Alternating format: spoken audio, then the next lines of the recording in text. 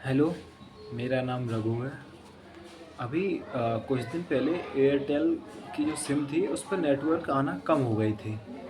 तो इसलिए मैंने कस्टमर केयर वालों के लिए फ़ोन किया कि मेरे फ़ोन में जो नेटवर्क है वो कम क्यों आ रहे हैं। तो पहले उन्होंने कहा कि सर आपके ज़ोन में है ना वो टेक्निकल इशू आ रहा है इसलिए नेटवर्क कम हो रहे हैं।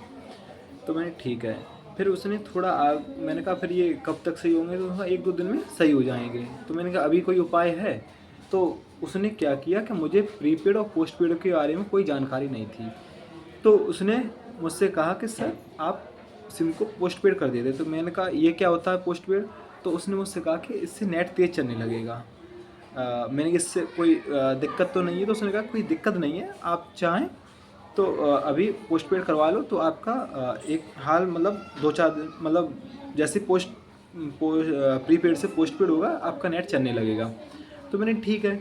मुझे ये नहीं बताया कि आपका रिचार्ज भी ख़त्म हो जाएगा। मुझे ये भी नहीं मालूम था कि ये इससे पैसे बाद में जो कहते हैं बिलिंग के तौर पे पोस्टपेड में होता है, ऐसे कोई जानकारी नहीं थी और उसने मुझे प्रोसेस बताया और मैंने फॉलो किया तो उसने मेरी पोस्टपेड में कर दी। तब मुझे बाद में पता चला तो उन्होंने कहा कि नहीं सर आपकी सहमति से किया। तो मैंने कहा मैंने जब आपसे पूछा तो आपने मुझसे ये कह दिया कि सर इससे नेट तेज़ हो जाएगा।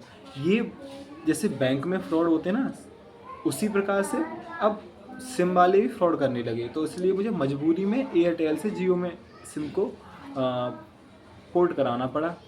मैं बस एयरटेल वालों से कहना चाहूँगा कि वो इस तरह के फ्रॉड ना करें।